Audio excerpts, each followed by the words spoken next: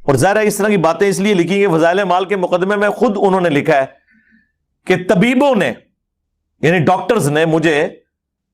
ایک ذہنی مرض کی وجہ سے، مرض بھی ذہنی یہ مرزے کا جھوٹ ہے۔ چند دنوں کے لیے دماغی کام سے روک دیا تھا کہ یہ آپ کے ذہن کے اوپر۔ یہ بات صحیح ہے کہ چند دنوں کے لیے دماغی کام سے روکا گیا تھا، لیکن یہ بالکل جھوٹ ہے کہ ان کو دماغی مرض لاحق ہوا تھا۔ یہ بات کہیں بھی نہیں لکھی۔ ڈاکٹر حضرات ایسے مرض کی وجہ سے بھی دماغی کام سے روک دیتے ہیں جس کی وجہ سے انسان کے اندر کمزوری آ چکی ہو۔ اور پھر مرزے کا یہ کہنا کہ انہی دنوں میں پوری فضائل اعمال لکھی گئی، یہ تو بہت بڑا جھوٹ ہے۔ ان دنوں میں صرف حکایات صحابہ والا رسالہ لکھا گیا تھا اور اس کا بھی کچھ حصہ لکھا گیا تھا، جیسا کہ تفصیل آپ کے سامنے آ جائے گی۔ تو کہتے ہیں کہ میرے پیر صاحب جو ہیں مولانا الیاس کاندھلوی، جنہوں نے تبلیغی جماعت بنائی تھی، بڑے عرصے سے انہوں نے مجھے ریکویسٹ کی ہوئی تھی کہ آپ کوئی ایک سلیبس تبلیغی جماعت کے لیے لکھ دیں، یہ جو 6 نمبر پڑھتے ہیں تو آپ ریٹن میں کر دیں، تاکہ اس میں سے پڑھ کے، پہلے اس کا نام تبلیغی نصاب ہوتا تھا، فضائل اعمال، فضائل حج، فضائل درود، یہ سارے اس کے چیپٹرز تھے۔ تو وہ کہتے ہیں میں نے فضائل صدقات بھی ہے اس میں۔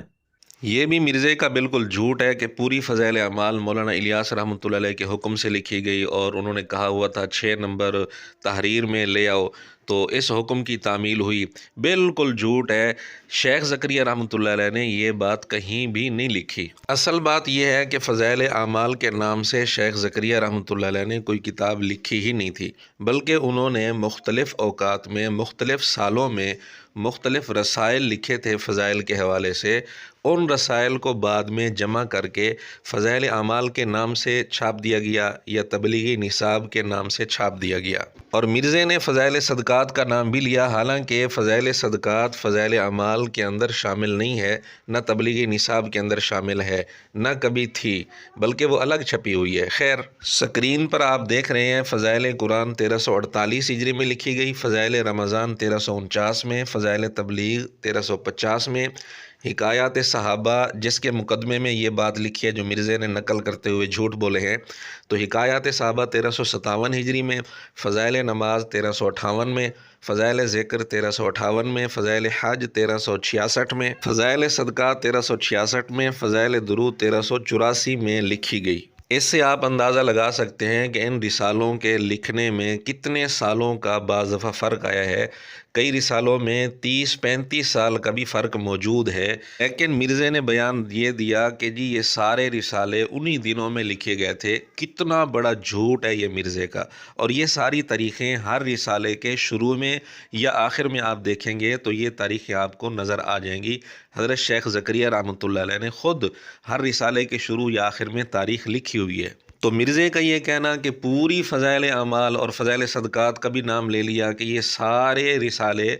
انہی دنوں میں لکھے گئے تھے، بہت بڑا جھوٹ ہے۔ ان دنوں میں صرف ایک رسالہ حکایات صحابہ لکھا گیا تھا اور اس کا بھی کچھ حصہ لکھا گیا تھا، اور وہ بھی مولانا الیاس رحمۃ اللہ علیہ کے حکم پر نہیں بلکہ شاہ عبد القادر رائے پوری رحمۃ اللہ علیہ کے حکم پر لکھا گیا تھا۔ اور یہ رسالے جو لکھے گئے ہیں، یہ سارے رسالے مولانا الیاس رحمۃ اللہ علیہ کے حکم سے نہیں لکھے گئے، بلکہ ان میں سے بعض رسالے مولانا الیاس رحمۃ اللہ علیہ کے حکم سے، اور بعض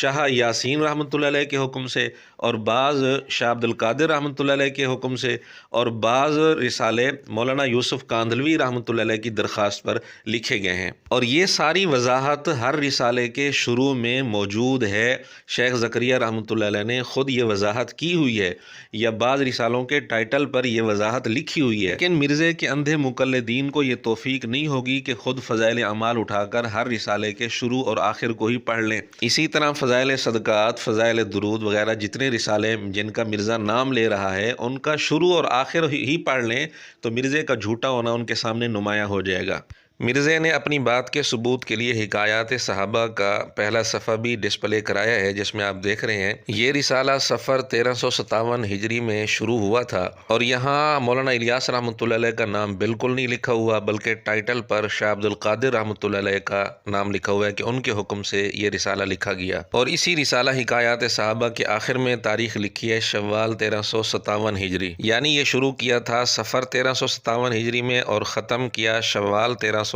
ہجری میں۔ یہ کل عرصہ تقریباً 8 مہینے کا بنتا ہے، اور شیخ زکریا رحمۃ اللہ علیہ نے لکھا کہ چند دنوں کے لیے دماغی کام سے روکا گیا تھا، تو اس کا مطلب یہ ہوا کہ یہ رسالہ بھی سارا کا سارا ان دنوں میں نہیں لکھا گیا تھا، کیونکہ یہ رسالہ تو 8 مہینوں میں لکھا گیا اور دماغی کام سے چند دنوں کے لیے روکا گیا تھا، تو ان دنوں میں یہ رسالہ شروع کیا تھا لیکن سارا رسالہ ان دنوں میں نہیں لکھا تھا۔ اب باقی یہ کہنا مرزے کا کہ پوری فضائل اعمال ان دنوں میں لکھی گئی، یہ تو بہت بڑا جھوٹ ہے۔ اب ہر رسالے کے شروع اور آخر میں تاریخ دیکھ سکتے ہیں کہ کس سن میں وہ رسالہ لکھا گیا تھا۔ باقی جہاں تک شیخ نے لکھا کہ مجھے دماغی کام سے روکا گیا تھا، تو ایک ایسا عالم محقق جس نے کتب حدیث کی عربی شروحات لکھی ہوں، مثلا موطا امام مالک کی، انہوں نے عربی کے اندر بڑی ضخیم اور بڑی مفصل شرح لکھی ہے اوجز المسالک عربی کے اندر۔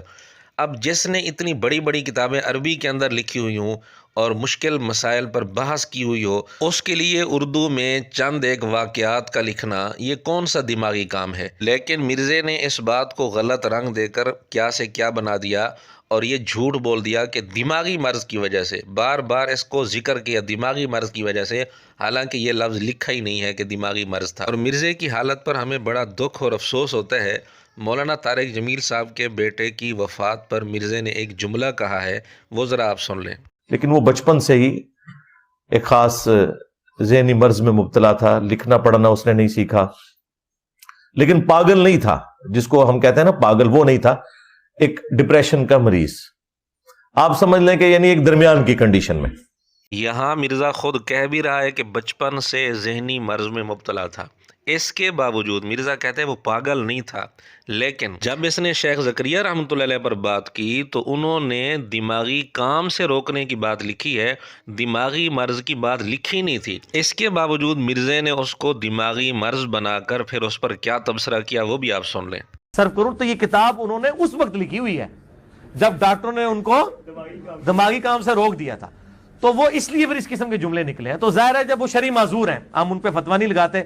کیونکہ صحیح بخاری مسلم میں حدیث ہے کہ جو شخص پاگل ہے یا بچہ ہے یا مجنون ہے،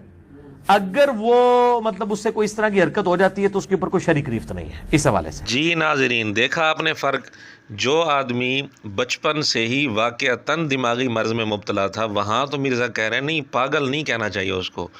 اور شیخ زکریا رحمۃ اللہ علیہ نے دماغی مرض کی بات لکھی نہیں سرے سے، ہاں یہ لکھا ہے دماغی کام سے چند دنوں کے لیے روکا گیا تھا۔ ان پر مرزے نے پاگل والی حدیث فٹ کر کے ان کو پاگل قرار دے دیا، نعوذ باللہ۔ کتنی بڑی منافقت اور کتنا بڑا دجل ہے اس کا۔ اور اللہ تعالیٰ کی شان دیکھیے، اللہ تعالیٰ کی طرف سے کیسے موقع پر گرفت ہوتی ہے، عین اس وقت جب یہ شیخ زکریا رحمۃ اللہ علیہ کو پاگل بنانے کی کوشش کر رہا ہے، عین اسی وقت اللہ تعالیٰ نے اس کا اپنا دماغ ہلا دیا۔ حدیث اس نے یوں سنائی کہ جو پاگل ہے یا بچہ ہے یا مجنون ہے، اس سے ذرا کوئی پوچھے کہ پاگل اور ہوتا ہے مجنون اور ہوتا ہے، اس کے اپنے دماغ کا یہ حال ہے اور اعتراض کر رہا ہے شیخ زکریا رحمۃ اللہ علیہ پر۔ اور پھر اس نے کہا کہ یہ حدیث بخاری مسلم میں ہے، حالانکہ مسلم میں یہ ہے ہی نہیں، بخاری میں البتہ ہے لیکن حدیث نہیں، حضرت علی رضی اللہ تعالیٰ عنہ کا قول ہے اور وہ بھی بغیر سند کے۔ تو اپنے دماغ کا یہ حال ہے اور اعتراض شیخ زکریا رحمۃ اللہ علیہ پر کرتا ہے۔ اور مزے کی بات یہ ہے کہ یہ خود اپنی زبان سے اپنے آپ کو پاگل کہہ چکے ہیں۔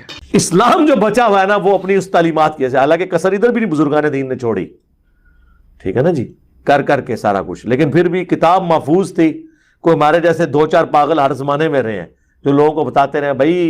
اے خدا ہو نہیں جے، خدا کتاباں دا اور جے۔ ہم نے خود مرزے کی زبان سے یہ ثابت کر دیا، مرزا خود اپنے آپ کو پاگل کہہ رہا ہے، تو کیا مرزے کے سارے شاگرد اس کو پاگل کہہ کر پاگل والی حدیث اس پر فٹ کرنے کے لیے تیار ہوں گے؟